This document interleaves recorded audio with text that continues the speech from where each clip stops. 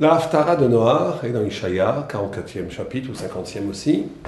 Et on va essayer de comprendre le rapport qu'il y a entre la Haftara et la paracha. Je vous renvoie au cours qu'on a fait sur la paracha qui est dans Espace Torah, vous pouvez le voir dans les archives. Mais là, on va faire un cours sur la Haftara.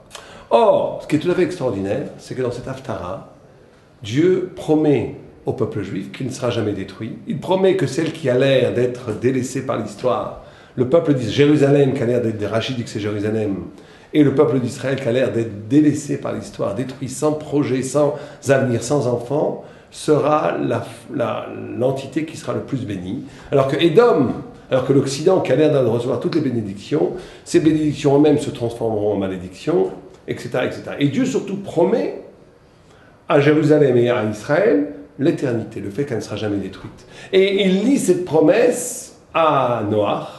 Et c'est pour ça que la Haftara de Noach et ce passage de Ishaïaou, de Isaïe, parce qu'il dit, de la même façon que j'ai promis au temps de Noach que le déluge ne sera plus jamais possible, que je ne détruirai pas toute l'humanité, de la même façon je ne détruirai pas Israël. Alors il faut comprendre, est-ce que c'est juste parce que le texte nous rappelle Noach qu'on a mis cette Haftara dans Noach? Bien sûr que non. Le rapport entre la Haftara et la paracha est un rapport fondamental, ontologique, très très profond, et on essaiera au cours des semaines de développer chaque fois le cœur du diamant qui symbolise ce rapport entre la Haftara et la paracha. Alors, il faut d'abord comprendre que le Dor HaPalaga, qui a été puni par le mélange des langues, et le Dor HaMaboul, qui a été puni par le déluge, ont commis en essence le même péché.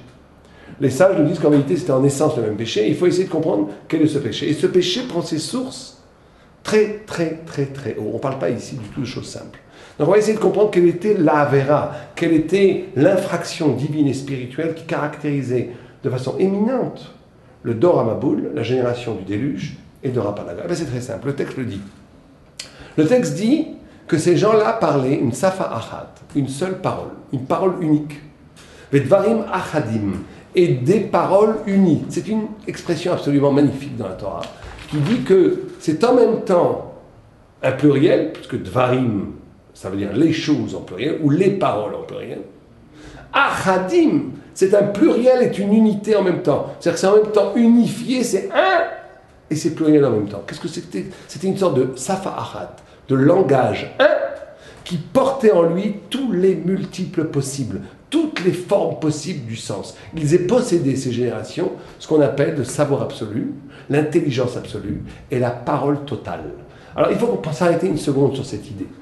On parle ici de générations qui avaient compris de façon absolue le secret des choses, qui avaient utilisé un langage, quand on dit un langage, ça veut dire une parole, dont la richesse était tellement phénoménale qu'elle portait toutes les variations poétiques de l'être. C'est-à-dire qu'il disait une parole, dans ces paroles et dans la syntaxe des mots, on était capable de restituer dans la parole la totalité de l'univers. On avait donc ce qu'on appelle en Kabbalah la maîtrise des tsurot, la maîtrise des formes. Vous savez qu'il y a dans la Torah tout le temps la forme, qui veut dire la tsura, c'est la forme absolue, l'essence des choses, on pourrait dire. Et ce qui s'appelle la chomer, la matière, qui permet à la forme pure, à l'intelligence, de se concrétiser dans la matière. C'est toujours les deux choses. Or, la forme est purement active. C'est elle qui imprime. La tsura imprime la gestuelle intellectuelle. Elle imprime le secret des choses. Elle imprime la fulgurance de l'intelligence. Elle est le jet de lumière qui dit et qui structure le monde. La matière est toujours passive. Elle reçoit les choses. Or, c'est à ce moment-là que la faute a eu lieu dans le Dor HaMaboul. C'est qu'à un moment donné, le peuple humain, puisque vous savez que Noach, c'était en réalité le projet d'une humanité qui s'est avortée, puisque Dieu pensait que Biechol, au début, créait une humanité parfaite à partir de Adam Arishon, et que quand il a vu que ça ne marchait pas, il a détruit cette humanité avec le déluge, il a reconduit une nouvelle humanité à partir de Noah, qui trouvera sa plénitude avec Abraham, Yitzhak, Yaakov et Am Israël, le peuple élu. Donc le peuple élu, le peuple d'Israël, et s'il est élu, il est élu au sens où il va essayer d'incarner au cœur même des nations une humanité qui se présente comme le vrai visage de l'humanité, dont la vocation est de sauver le monde. Mais ça a été un remplacement. Ce qui devait être universel, ce qui devait être le fait de toute l'humanité, va être dévié au niveau de Am Israël. Alors, la faute, on revient à cette faute. La faute, c'est que justement, s'ils sont tombés, le Dor HaPalaga, et s'ils sont tombés, la génération du déluge, c'est justement parce qu'ils sont arrivés à un tel niveau de maîtrise du sens, de maîtrise de la parole, qu'ils sont devenus une forme pure. Or, le grand secret, et ça il faut bien comprendre, le grand secret, c'est qu'on est tous de la matière. Ça veut dire quoi qu'on est tous de la matière? Ça veut dire qu'on est tous en vérité de la pâte à modeler dans les mains de Dieu. Que même quand je réalise quelque chose, même quand je produis quelque chose qui paraît tout à fait singulier, même quand je suis capable de réaliser une œuvre exceptionnelle, l'intelligence juive, la Torah nous enseigne que tout ce que je fais, je ne le dois qu'à Dieu, Bezrat Hashem. Et donc, en vérité, quand je comprends cela, je suis dans une position où je suis passif.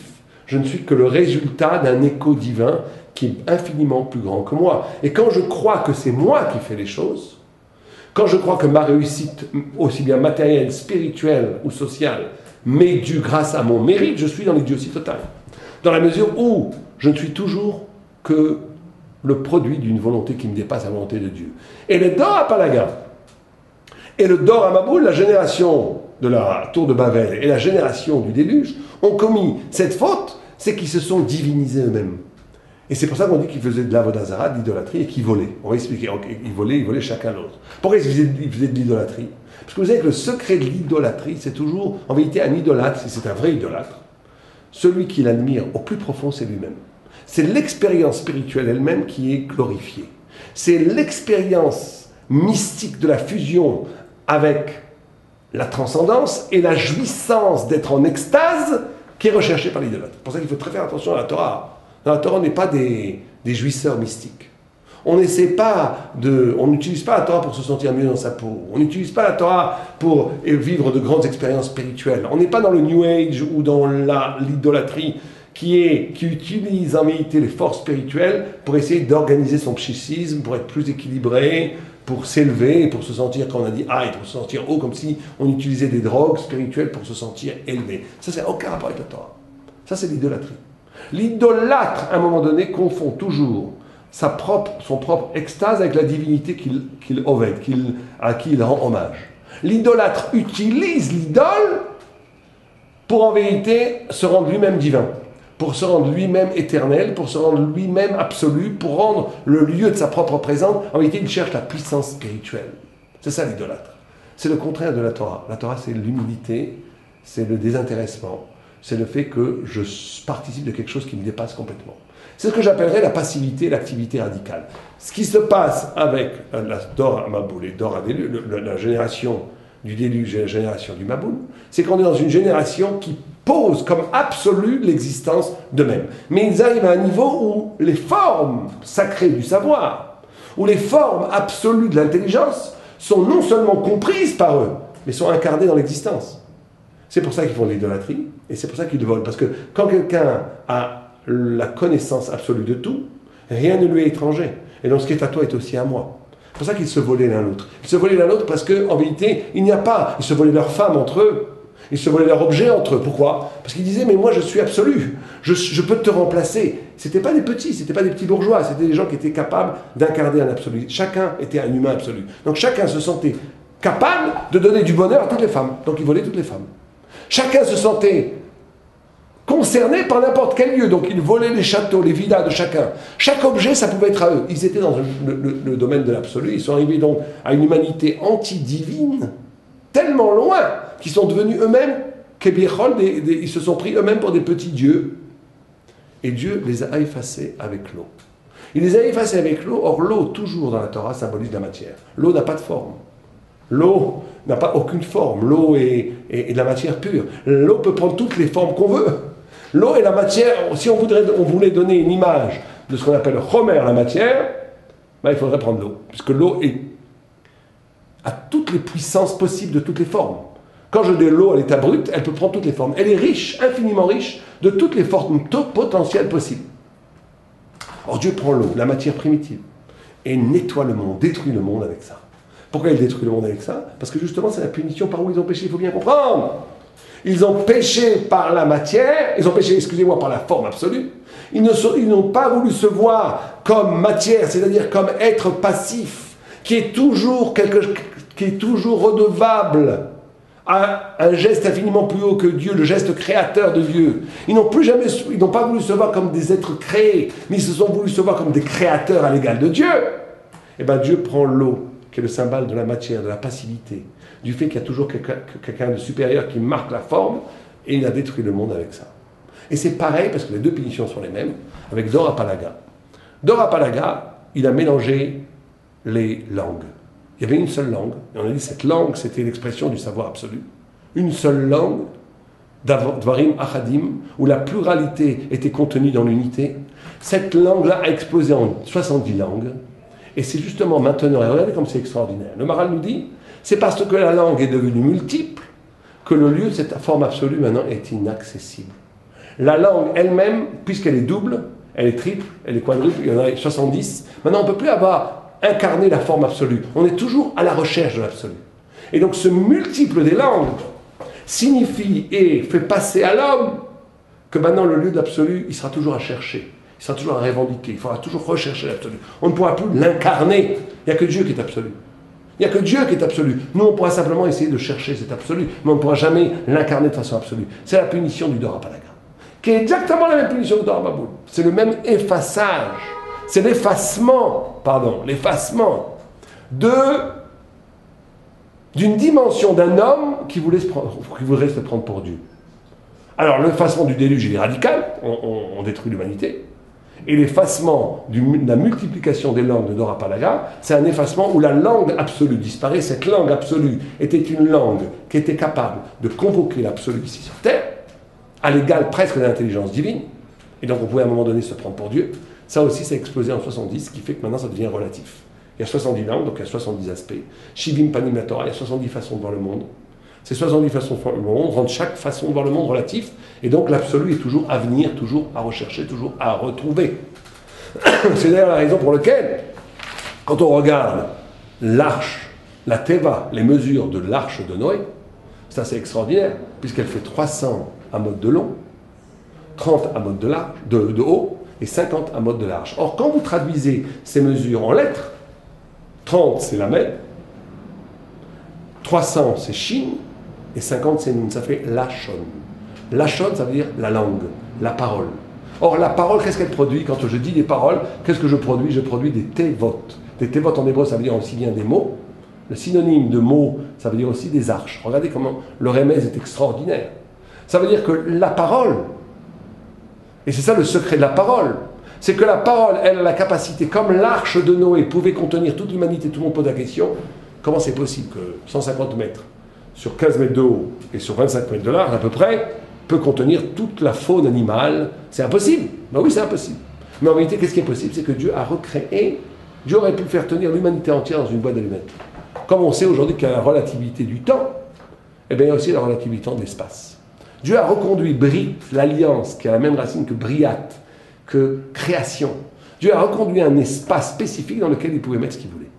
Et c'est-à-dire que, regardez l'allusion comme elle est magnifique, la langue, le mot, les tévotes, l'arche et les mots qui sortent du Lachon, qui sont les mesures de l'arche de Noé, sont la capacité dans un ou deux mots, je peux mettre tout l'univers. En une phrase, je peux porter tout le sens du monde. L'essence même de la parole, c'est qu'elle a la capacité de porter plus que ce qu'elle dit. De la même façon que l'arche pouvait contenir plus que ce que les mesures physiques pouvaient contenir, de la même façon, la parole inspirée, la vraie parole, peut contenir plus que ce qu'elle dit. Une vraie parole, si c'est une vraie parole de Torah, le locuteur, celui qui l'a dit, il l'a dit, mais il dit infiniment plus de choses que ce qu'il croit dire. Lui, il croit qu'il dit 1, 2, 3, en vérité, les autres, on va entendre 4, 5, 6. Et le troisième va entendre 6, 7, 8. C'est-à-dire que la parole est infiniment riche. Mais cette parole, comme justement maintenant, regardez le paradoxe extraordinaire, comme la parole absolue qui s'appelle Safa Echad Bedorim Achadim a disparu, elle a explosé en 70 langues, et que maintenant, et que cette explosion, c'est une protection spirituelle pour empêcher l'homme de créer un lieu qui se prendrait pour Dieu, pour l'absolu. Et que donc, mais comme la parole est à la recherche de l'infini, de cet absolu, la parole elle-même va être infiniment riche. Elle ne pourra jamais restituer l'absolu. de façon absolue. Mais elle pourra toujours le signifier. C'est pour ça qu'elle est toujours plus riche que ce qu'elle dit. Elle est toujours à dépasser. Parce que la parole est toujours ce pont entre la limitation de l'absolu qui est perdue à partir du Dorapalaga et du déluge, mais une recherche effrénée, inassouvie de l'absolu. C'est pour ça que la parole est infiniment plus riche que ce qu'elle dit toujours. C'est-à-dire ce négatif a produit un plus. Le fait que la parole, maintenant, n'est plus le lieu absolu de l'absolu, mais plus que le lieu de la recherche de l'absolu, eh bien ça va toujours plus haut, toujours plus haut, toujours plus haut. Il y a toujours plus. On peut réétudier 100 fois la même chose, il y aura toujours quelque chose de plus. Alors regardez comment c'est lié à l'Haftarah. Ça c'est assez extraordinaire.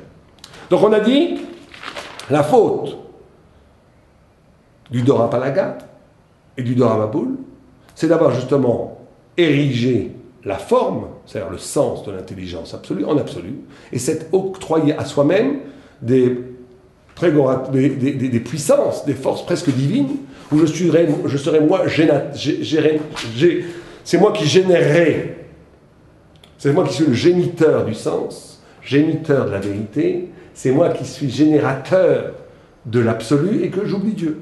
C'est pour ça que dans les deux Doramaboul et Dorapalaga, ils ont voulu combattre Dieu, se couper de Dieu. Pourquoi? Parce que le Dieu de l'absolu, il est ici, il n'y a pas besoin du bon Dieu. Pourquoi? Parce que j'ai les formes, et parce que j'ai cette puissance de la parole absolue.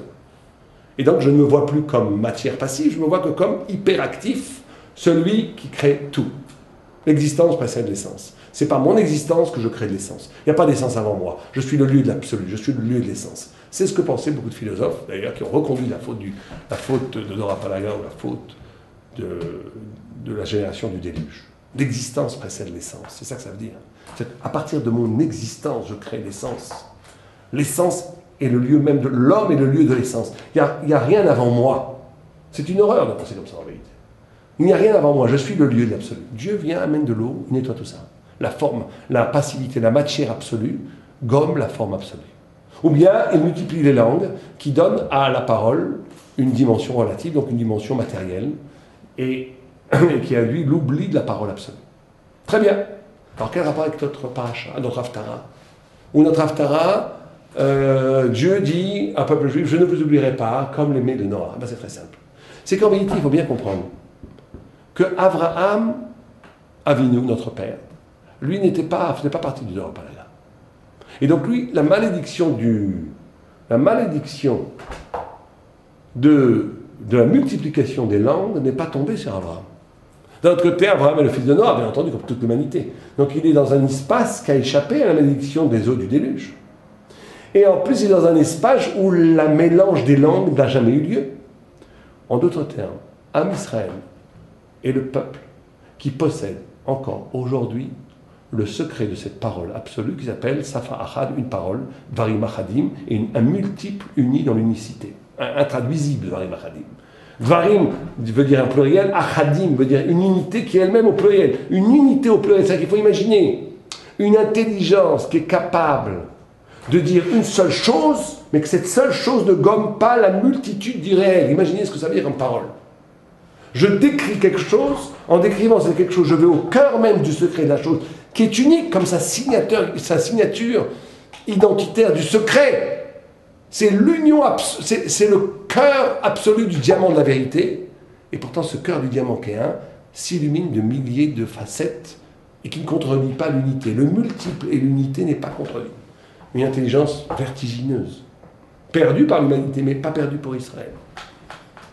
Et ce lieu de l'absolu qui s'incarne dans l'existence, parce que c'est ça la différence entre la parole qui essaie de chercher l'absolu hors de l'existence et l'absolu qui est vécu dans le vécu, c'est que le peuple juif n'a pas perdu cela. C'est pour ça que le tzaddik dit, Dieu écoute. Le tzaddik gozer v'Hashem mekayem. Le tzaddik dit et Dieu exécute.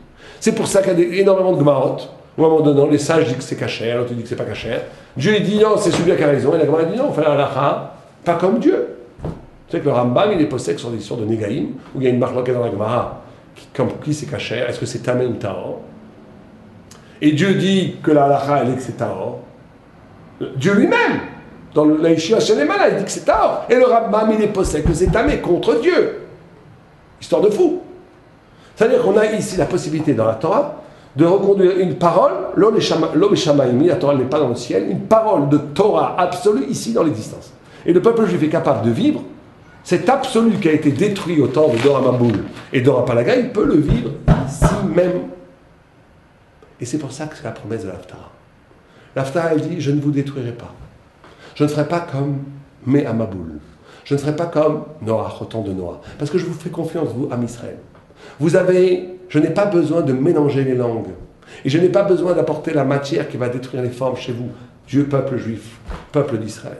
Parce que je sais que même si vous avez encore le secret de cette parole unique qui intègre toute la multiplicité du réel, même si je sais que vous avez le pouvoir d'une parole absolue qui peut, Kebirol, rivaliser avec la parole divine, même si je sais que vous êtes capable d'incarner une existence qui va porter la totalité du sensé dans l'univers, même si je sais que vous êtes capable de générer des chidushim, des sfarot, des idées à l'égal de la révélation divine, puisque la Torah chez Balpé est aussi haute que la Torah chez Birtav. La Torah orale a une hauteur spirituelle transcendante autant que ce qui s'est passé au Sinaï. Puisque quand un rabbi dit quelque chose, si c'est un vrai rabbi, si c'est un vrai initié, sa parole est une parole de feu qui fait loi autant que la révélation sinaïque. Et donc, je vous fais confiance que vous n'allez pas utiliser cet absolu contre moi, mais au contraire, vous allez avoir l'humilité de savoir que ce qui se passe en vous, que cette génialité du sens absolu qui vous habite à partir de l'étude de la Torah, vous allez le rendre passif. Vous allez dire en vérité, ça c'est un don de Dieu, tout vient de Dieu. Et vous n'allez pas tomber dans la perversion de dire, c'est moi le lieu d'absolu, j'ai plus besoin du bon Dieu. Ça, le peuple juif ne le fera jamais. C'est ça la grande promesse de la Haftarah. C'est la promesse que Dieu fait à Am Israël, qu'il est un peuple exceptionnel, au sens que ce peuple-là détient la bombe atomique dans les mains, il ne la fait pas exploser. Il détient la Torah absolue de vérité qui peut changer le monde, détruire le monde, enchanter le monde, et il ne l'utilise pas pour lui. C'est ça la grande différence. Vous savez que chez les nations, vous avez les deux côtés. Alors, sans les citer, sans citer quelques gens, car en réfléchissant un peu, tout le monde peut le comprendre. Il y a ceux qui revendiquent l'absolu, mais ça n'a aucun rapport avec leur vie. Dieu est grand et haut et absolu, c'est vrai, ils ont compris que Dieu est absolu et un. Ils l'ont compris. Mais aucun rapport avec leur vie. Aucun rapport avec leur vie. Leur vie est une vie simple, qui n'a pas une vie qui est capable de rendre l'instant absolu. Aucun rapport. Donc Dieu est en haut. Dieu est en haut, il est un, il est éternel, et c'est très bien. Au point que Dieu est en haut qu'on ne peut même pas prier dans ces sortes de... on ne peut même pas prier pour changer les choses. Vous savez que dans l'islam, c'est interdit de prier pour changer les choses. Que Dieu est absolu. Et il sait déjà ce que tu as besoin, donc tu n'as pas besoin de prier. Donc Dieu est en haut, nous on est en bas. Très bien. Pour un non-juif, c'est peut-être la meilleure chose.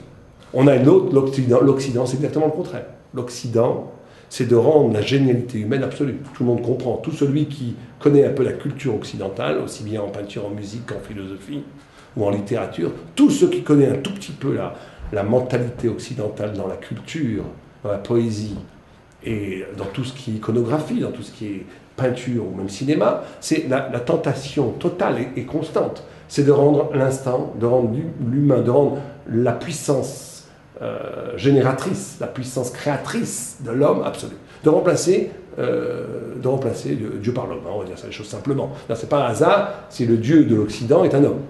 C'est véritablement la volonté de remplacer, de placer l'absolu dans l'homme, un peu comme Dor HaPalaga. Le seul peuple qui ne tombe pas dans ces deux pièges, c'est Am Israël. Puisque Am Israël convoque, respecte l'absolue transcendance de Dieu, mais il arrive à rendre son existence lui-même absolue, plus formalité que n'importe quelle pratique artistique. Les Tosfot, Rashi ont créé des Sfarot, tous les rabbinim de tous les temps ont généré des idées tellement puissantes et tellement personnelles, et tellement liées à l'intimité de leur âme. Ils ont créé des concepts dont la hauteur spirituelle, poétique, artistique est infinie. Et pourtant, au plus proche d'eux-mêmes, au plus proche de leur génialité, ils ont reconnu que ce n'était pas vraiment eux, que c'était un don de Dieu. Les deux en même temps, être actif et passif en même temps. C'est ça être juif. Être en même temps moi-même, et plus je suis moi-même, plus en vérité je comprends que ce moi-même est une structure, la structure de mon psychisme est une structure ouverte vers l'infini, que ça n'a aucun rapport avec l'ego, avec moi. Mais qu'en même temps, plus je suis proche de Dieu, plus je deviens moi-même. C'est ça le grand secret, les deux en même temps. C'est pour ça que le peuple juif est né en traversant la mer Rouge, et on dit que quand la mer Rouge s'est arrêtée, vous comprenez, quand la mer Rouge est devenue une mer qui s'est arrêtée, ça veut dire quoi symboliquement? Ça veut dire ce qu'on vient de dire maintenant. Ça veut dire que la matière qui est l'eau est devenue une forme. la matière, la passivité est devenue une forme. Vous comprenez? Ça veut dire que la matière elle-même, l'existence elle-même, la vie elle-même est devenue la forme absolue du sens. Il n'y a plus de différence. Chez le peuple d'Israël, il n'y a plus de différence entre la matière et la forme, entre la vie et la vérité, entre l'existence et le sens. Tout fait un. Tout fait un. Parce que tout fait un, dans ce passif-actif attitude, on est dans une relation avec Dieu indéfinissable, infinie. Puisque plus je deviens moi-même, plus je suis proche de Dieu. Et plus je suis proche de Dieu et j'abandonne mon ego et la crispation identitaire de moi-même, plus je redeviens moi-même. C'est ça qui est extraordinaire. Puisque je suis dans cette double relation où plus je suis performant dans l'élaboration de formes de l'intelligence absolue, du savoir qu'est l'étude de la Torah, qu'est la pratique des mitzvot, plus je comprends que c'est pas moi. Et plus je comprends que c'est pas moi, plus ça devient moi. Et plus ça devient moi, plus je comprends que c'est pas moi. Et donc c'est une sorte de valse avec la transcendance qui fait que Am Israël devient le peuple éternel lié à la Torah. Et c'est pour ça que Dieu dit en Haftarah, n'ayez pas peur, jamais je vous détruirai, comme les eaux de Noach. Comme j'ai promis que les eaux de Noach ne reviendront pas détruire le monde, vous ne serez jamais détruits. Je vous promets que vous ne serez jamais détruits. C'est le message de confiance et d'amour que Dieu fait à Am Israël. Alevay Aleinu. Shabbat Shalom.